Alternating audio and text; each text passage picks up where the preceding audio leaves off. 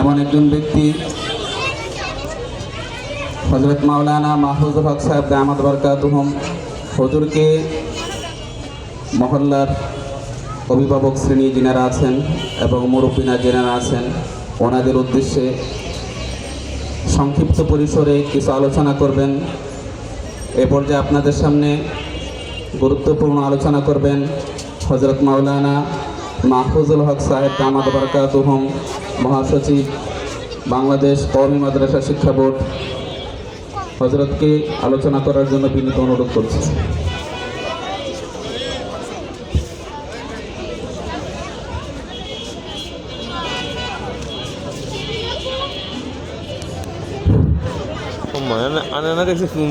আসসালামু আলাইকুম ওয়া রাহমাতুল্লাহি ওয়া বারাকাতুহু।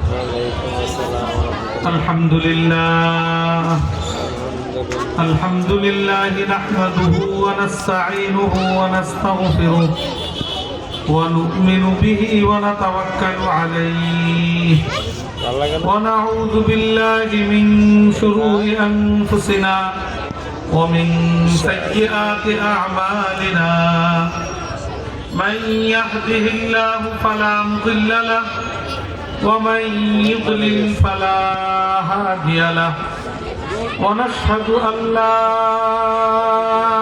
إله إلا الله وحده لا شريك له ونشهد أن سيدنا ومولانا محمدا عبده ورسوله. أما بعد فأعوذ بالله من الشيطان الرجيم. بسم الله الرحمن الرحيم. الرحمن علم القرآن خلق الإنسان. وقال رسول الله صلى الله عليه وسلم: القرآن شافع مشفع وماحل مصدق من جعله أمامه قاده إلى الجنة ومن جعله خلف ظهره ساقه إلى النار أو كما قال عليه الصلاة والسلام. سبحانك لا علم لنا إلا ما علمتنا إنك أنت العليم الحكيم. الحمد لله. আলবাব ইন্টারন্যাশনাল একাডেমি এর উদ্যোগে আয়োজিত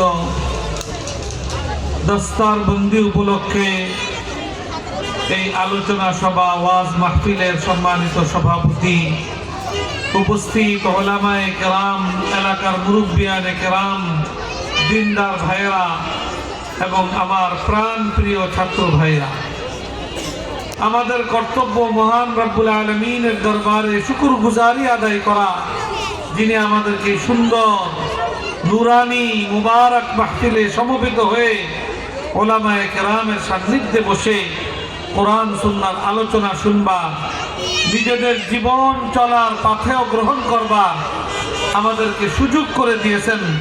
দিল থেকে সেই আল্লাহর শুকরিয়া আদায় স্বরূপ আমরা সকলেই বলি আলহামদুলিল্লাহ।